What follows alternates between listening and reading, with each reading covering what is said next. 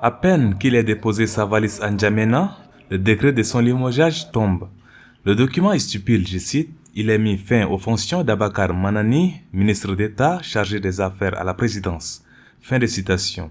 Le décret publié juste des heures après que ce dernier ait foulé le tarmac de l'aéroport international de N'Djamena ne donne aucun détail de son renvoi. L'homme d'affaires le plus influent, Abakar Manani, a disparu des radars depuis plus de 3 mois. Son absence remarquée a suscité beaucoup de réactions. Des spéculations vont dire que ce dernier aurait détourné de l'argent, a regagné le pays après des années d'exil sous le régime du feu président Idriss Déby Itno. Il rentre après la signature de l'accord de paix de Doha entre le pouvoir de transition et des groupes rebelles. Une assise que beaucoup affirment qu'il a joué un rôle déterminant. À N'Djamena, il a été premièrement fait ministre d'État, ministre conseiller, avant d'être propulsé ministre d'État, ministre chargé des affaires à la présidence. Aujourd'hui, il est évincé sans qu'aucune raison ne soit avancée. C'est une quantité importante de produits prohibés et marchandises frauduleuses saisis par la brigade mobile des services de douane que le DG de l'institution a présenté à la presse. Ce sont notamment des produits pharmaceutiques, cosmétiques, des habits, des sucreries, des alcools frélatés, des motos et des voitures qui ont été présentés. Selon Ahmad Abdelkerim Ahmad, les contrebandiers opèrent de diverses manières et les éléments de la brigade mobile font face aux contrebandiers souvent très armés qui ôtent même la vie à ces hommes en treillis. L'évolution des réformes que nous avons engagées et comment nous allons tous ensemble discipliner les corps de douane, de mettre en place un système de veille, parce que qui veut dire système de veille, c'est d'avoir des informations correctes de la cité, sur le comportement des douaniers dans la cité, sur le comportement des contrebandiers et sur le comportement aussi de ces commerçants importateurs qui souvent alimentent la contrebande.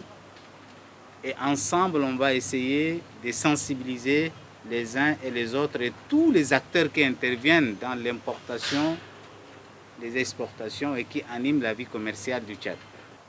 Tous ces commandos que vous voyez sont sortis du centre de formation d'Anguifel.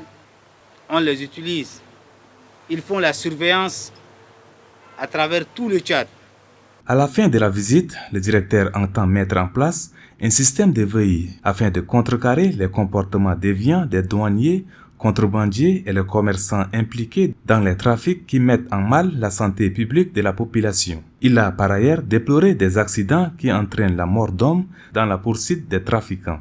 Rien qu'au mois de mai jusqu'aujourd'hui, au moins 3 douaniers ont perdu la vie et une dizaine de blessés dans la poursuite des contrebandiers. C'est pourquoi ces hommes de terrain seront formés afin qu'ils soient plus perspicaces dans l'exercice de leur travail sur le terrain. Ils demandent l'accompagnement des hommes des médias dans la nouvelle réforme de la douane. Nous sommes dans le camp d'Adri, une localité située à l'est du Tchad où sont campés des milliers de réfugiés soudanais. Sur les visages des femmes et enfants assis à même le sol, l'on peut lire la fatigue et la faim. Ces derniers attendent patiemment leur embarcation pour le nouveau site de campement à l'intérieur du pays. Ceci pour désengorger la ville d'Adri. Adoum Mohamed Ahmad, responsable départemental de la CNAR, exprime toute sa gratitude aux forces françaises pour leur mobilisation sur le terrain. Aujourd'hui, l'impact que ces personnes locales prennent est énorme. Nous savons que ces personnes locales ont aussi une situation sociale qui est similaire à ces populations qui viennent là parce qu'ils sont vulnérables, ils sont dans le besoin. Alors, la réponse à cela, le chef de l'État a fait l'appel à ce que nous puissions aussi non seulement penser aux réfugiés, leur prise en charge, mais aussi en même temps imaginer comment nous allons ici apporter des réponses pérennes dans le cadre du développement qui permettront de profiter à cette population-là. L'armée française, je crois, qui a été déjà énumérée, a fait un grand effort au niveau de Arkoum, à partir de Brota à Arkoum, plus de 10 000. Et aujourd'hui, nous avons plus de 126 000 à 130 000 ici à Adré. Ils avaient commencé il y a de cela à peu près 5 à 6 jours. Et ils sont là en train de nous appuyer dans ce sens-là. Et ce qui est sûr, c'est qu'à la fin, nous allons vous donner le nombre exact de ce qui a été relocalisé par l'appui de l'armée française. D'Ambelia vers Oran. Mais pour Arkoum, déjà, il a été déjà souligné qu'on a fait au-delà de 10 000 réfugiés qu'on a déjà relocalisés. Colonel Emmanuel, chef du groupement tactique des forces françaises, explique le processus de relocalisation des réfugiés.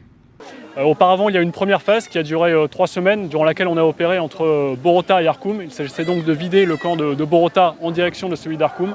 À cet effet, en coordination avec l'UNHCR et la CNAR, nous avons relocalisé près de 10 000 réfugiés de Borota vers Arkoum, ce qui a amené à la fermeture du camp de Borota.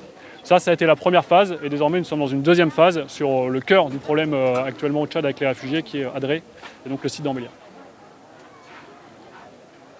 Avec cette saison de pluie, l'appui de l'armée française à la crise humanitaire est d'une importance capitale, a laissé entendre le préfet du département d'Assunga, colonel Ali Mohamed Sebei. Au moins 20 000 réfugiés ont été redéployés dans le camp d'Ourang situé dans le département d'Assunga.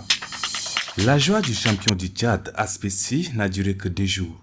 Hier, le club des hommes en treillis a présenté son sacre aux N'Djamenois à travers une parade dans la ville. Un titre arraché par un but à 0 devant les électriciens de l'Ec-Sport. À la quasi-surprise générale, le vainqueur du titre national ne représentera pas le Tchad à la Ligue des champions africaine. Motif, le club ne remplit pas les critères exigés par la Confédération africaine de football. Un verdict cruel qui glace les ambitions du club.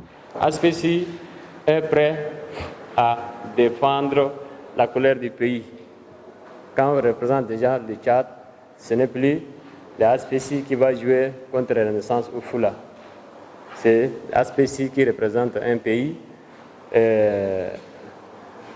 Nous, on ne compte pas aller calculer le nombre de heures passées dans des hôtels pour compter des matchs aller-retour et revenir. Mais nous voulons c'est vraiment représenter valablement. C'est notre objectif. Et la seule et unique. On ne calcule pas des matchs, aller, retour et revenir, rester à la maison. Mais pour nous, c'est d'aller et répondre valablement. C'est l'objectif de l'équipe. Pour participer à la campagne africaine, la CAF exige au club de remplir 8 critères parmi lesquels avoir un terrain d'entraînement homologué, un siège officiel, et une équipe féminine. Des exigences qu'aucun club tchadien ne remplit à ce jour. L'émotion est perceptible sur les visages des filles et fils du défunt lorsqu'ils font leur entrée dans le principal studio qui porte le nom de leur père, Mamad Hissène. Rapidement, l'émotion a laissé place à l'émerveillement et la satisfaction. Nous sommes très satisfaits de cette initiative d'avoir baptisé au nom de Mamad Hissène le grand studio dont disposent ces médias. C'est vrai, Mamad Hissène a servi le pays.